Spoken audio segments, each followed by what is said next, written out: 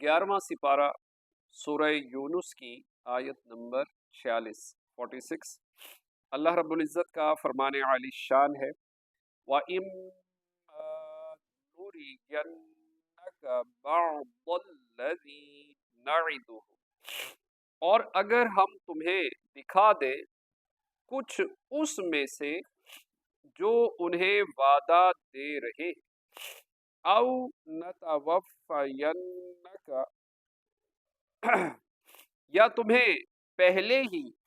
اپنے پاس بلا لے، فَإِلَيْنَا مَرْجِعُهُمْ، انہیں ہماری طرف پلٹ کر آنا ہے، ثُمَّ اللَّهُ شَهِيدٌ عَلَى مَا يَفْعَلُونَ، پھر اللہ گواہ ہے ان کے کاموں پر۔ فرمایا گیا کہ اے حبیب صلی اللہ تعالی علیہ وآلہ وسلم، جس عذاب کا ہم نے کفار سے وعدہ کیا ہے، اگر اس کا کچھ حصہ آپ کو دنیا ہی میں دکھا دیں تو وہ ملاحظہ کیجیے، اور اگر دنیا میں وہ عذاب دیکھنے سے پہلے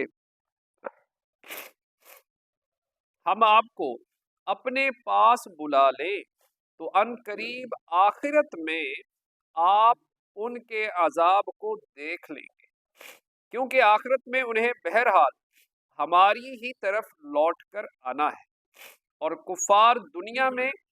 جو اعمال کرتے ہیں اللہ تعالیٰ ان پر گواہ ہے،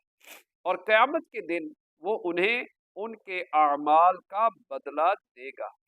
اس آیت سے ثابت ہوا کہ اللہ تعالیٰ اپنے رسول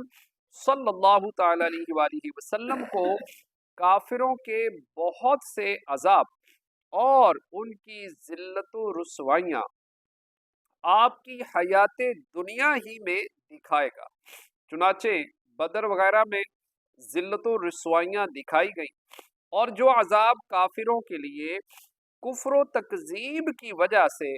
آخرت میں مقرر فرمایا ہے وہ آخرت میں دکھائے گا۔ صلو علی الحبیب۔